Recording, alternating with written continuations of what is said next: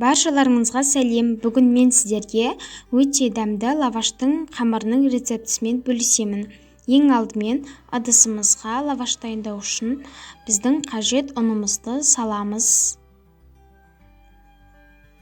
Ұнымызды міндетті түрде електен өткіземіз. Енді бөлек стақанға жылы суымызды құйып, оған жарты шай қасық тұзымыздан қосып, жақсылап араластырамыз. Тұзымыз суға еруі қажет. Енді ұнымызды алып, оның ортасын осылай шай қасықпен ортасын ашып аламыз. Енді суымыздан құйып, және де 2 ас қасық сұйық майымыздан саламыз. Одан кейін қолымызбен жақсылап араластырып, тағы да қажет болып жатса суымыздан құямыз. Жақсылап араластырамыз. Енді біз қамырымызды илеп болдық. Енді иленген қамырымыз өте жұмсақ болып шығады. Енді иленген қамырымыздың бетін пищевой пленкамен жақсылап жауып шығамыз. Беткі жағын жауып болған соң, біздің иленген қамырымызды 30 минутқа жылы жерге қойып қоямыз. Беткі жағын осылай толық жабамыз.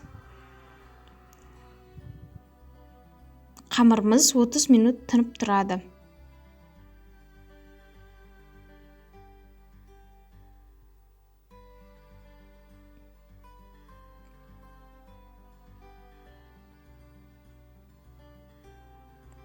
Енді біздің қамырымыз 30 минут тынды. Тынған қамырдың бетін пищевой пленкамен алып тастаймыз. Одан кейін қамырымызды столдың үстіне қойып, оны бірнеше бөліктерге бөлеміз. Ең алдымен ортасынан бөліп шығамыз, және де өте майда қылып бірнеше бөліктерге бөлеміз. Менде 14 штук шықты, яғни 14 штук лаваш шығады. Бұның негізінен лаваштың қамыры өте жеңіл, үйдегі бар заттардан дайындалады, яғни ұн, тұз, су және де сұйық май қажет болса болды. Қамырымыздың барлығын осылай столдың үстіне қойып қоямыз. Қамырымыз кеуіп кетпес үшін беткі жағын шашықпен осылай жауып қойсаңыздар болады. Бір қамырымызды алып, оны ұнға, яғни ұнды бетіне сеуіп, оқтаумен жақсылап жұқалап етіп жаямыз. Өте жұқа етіп жаю қажет. Домалақ әрі жұқа қылып жаямыз. Бір келкетіп жаятын боламыз. Тағы да қажет болса ұннан себеміз. Одан кейін тағы да осылай жаямыз.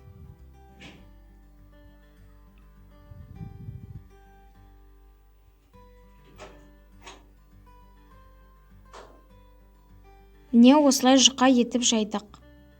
Меніңгі бірінші қамырым осылай болып шықты. Жұқа болып шықты, және де домалақ болды. Дайын қамырымыз осындай болып шығады.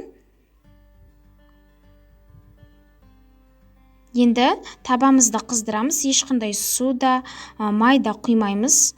Қызып тұрған табаға біздің лаваштың қамырын домалақ етіп, яғни біркелкі етіп жаямыз. Ол біраз уақыт тұрған соң, яғни 1-2 минуттай осылай кішкене қызаратын болады. Яғни осындай кішкене түйіршекті болып шығады. Оны арғы бетімен бергі бетін осылай аударамыз. Одан кейін ол жағы да піскен соң, ең алдымен лавашымыздың бетін осындай суық сумен, яғни салқын сумен щеткамен жақсылап жағып шығып, беткі жағын жауып қоямыз. Біздің лавашымыз дайын, жасап көріңіздер. Өте дәмді болып шықты. Сіздермен болған Жібек.